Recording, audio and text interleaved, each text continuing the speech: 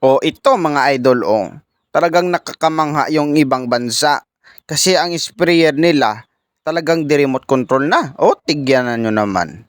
Grabe ang lupit. Kaya yung mga taong nagtatrabaho sa bukid ay madali lang ang trabaho nila kasi lahat ay high-tech na. O ito pa mga idol, tignan nyo naman yung kuliglig nila na pang-araro. O talagang di remote control rin. Kaya sa kanila sa ibang bansa yung mga kalabaw ay hindi na siya importante. Kasi nakikita nyo naman kahit wala ng kalabaw, kahit at wala pang driver, ay makakapag-araro ng bukirin kasi di remote control na. Ang tindi ni kuya mga idol ang Shinso ginagamit niya na lang ng harvester ng palay. Meron pa naman sa ibang bansa mga idol na yung mga farmers hindi pa high-tech yung kanilang ginagamit. Talagang mano-mano pa. Tignan nyo naman sila Mano-mano pa sila kung maghiwalay ng buto sa palay. Siguro sobrang liblib na ito na lugar. Kaya yung mga hindi na sila sakop ng mga high-tech. Ito tignan nyo mga idol Ganito sila magawa ng pilapil sa kanilang palayan mga idol. Talagang hindi na mano-mano.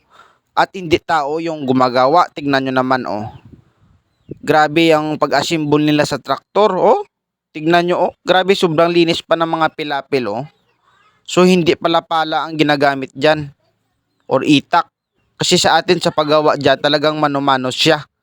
Ayan tignan nyo ang tindi talaga rin sa ibang bansa Grabe yung mga traktor nila.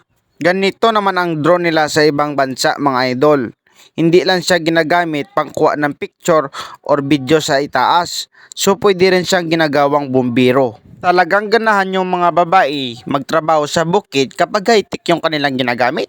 Kasi napapadali yung trabaho nila. Tignan nyo naman Kahit mag-shopping pa siya pagkatapos niyan ay pwedeng pwede. Mga idol, tignan nyo naman si ate siguro nag-skincare ito. Kaya nag-isip siya ng malupit na idea para hindi talaga siya naiitim. Kasi wala siyang magawa kailangan niya talaga magtrabaho sa bukid. Siguro marami pa itong binubuhay. Ito si kuya mga idol ang lupit ng idea niya.